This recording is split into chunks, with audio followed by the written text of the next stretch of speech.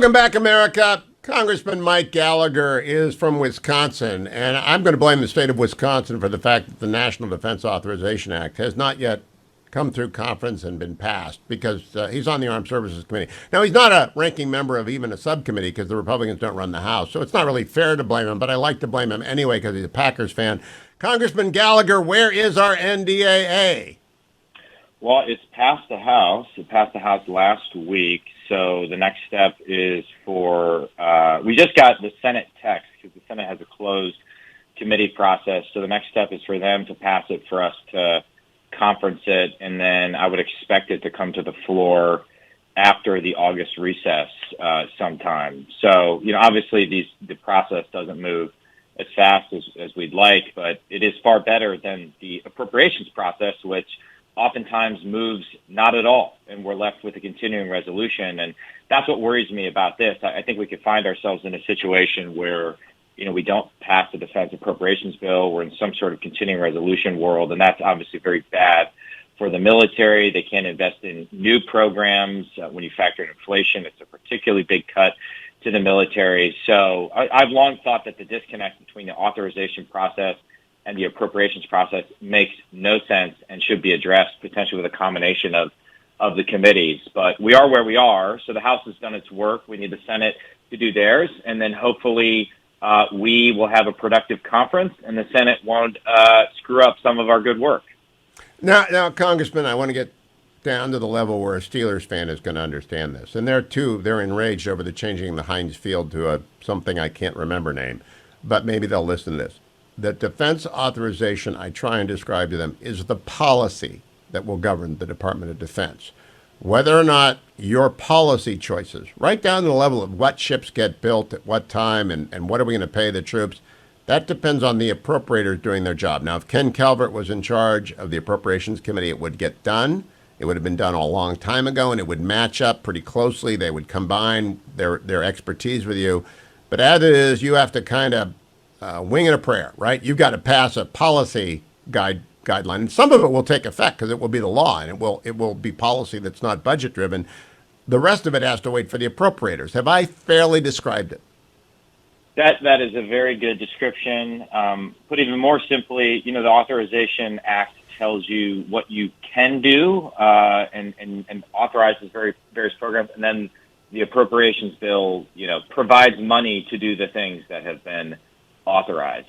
Again, this division goes back to the very early days of the Congress when John Quincy Adams was a member of Congress, and it made sense at the time as a way to prevent a lapse in funding for government. But I actually think the opposite is true now, where the disconnect actually produces gridlock, dysfunction, and a lapse of funding. So I've actually, in the past, signed on to a provision that would combine all the appropriations committees into the authorization committee, simplify them, make them more tailored to do oversight of the executive branch agencies. And if you look at the past rounds of productive congressional reform, particularly those that took place in the mid-1940s under the leadership of a Wisconsin senator at the time, I would note, it has involved this process of consolidating the committees, making them more coherent, but since then we've gotten a little bit out of control. And we find ourselves often in these jurisdictional fights between, this committee doesn't want to work with this committee because they want to jealously guard their jurisdiction. So that's called, I'm gonna go full Biden White House, pathway evolution. Yesterday they talked about why transient inflation isn't understandable because and they had a gourmet word salad. And I believe what happened here is pathway evolution, is that the Congress is where it is because of incremental steps taken over 75 years. Good luck changing that. That's not going to happen. In the meantime, when the Senate and the House conference, would you actually explain? I think the staffs get together in a big room, primarily the staff of the ranking members and the key players, and they hammer out a joint version. Is that a fair explanation? I mean, you're not rolling up your sleeves and sitting down for hours and hours with a Democrat from the Senate, are you? No, unless there are particular provisions that get a little bit that become a subject of debate or are particularly important to certain members. For example, myself and Joe Courtney, a Democrat on the committee, worked on a provision that would allow the Brits and the Aussies to be considered part of our defense industrial base for the purposes of the Defense Production Act. The idea is to combine all of our productive power and our technological expertise to shore up our supply chains and improve the health of our collective defense industrial base. We thought that provision was going to be in the base text of the Senate bill. We just found out yesterday that it's not.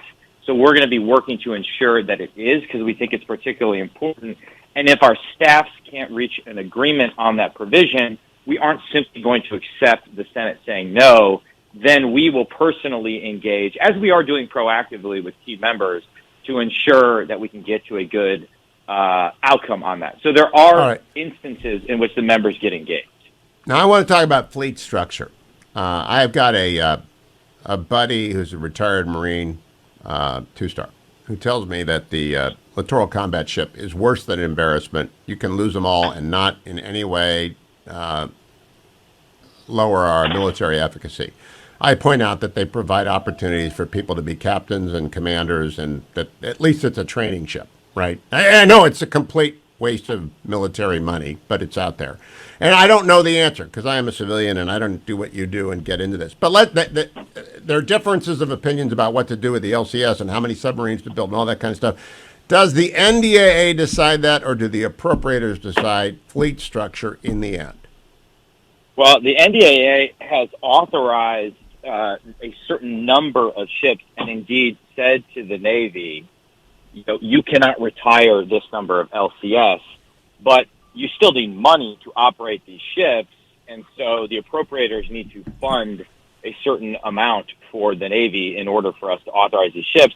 But the Navy, because if the NDAA passes in its current form, wouldn't be able to decommission the LCS even if the budget never gets passed or if there's a continuing resolution. So the answer is that it's both. To get to the broader question of the utility of the LCS, yes, the program has had numerous problems. Yes, you could write a whole book about the lessons learned, mission creep, the not having a stable design, et cetera, et cetera.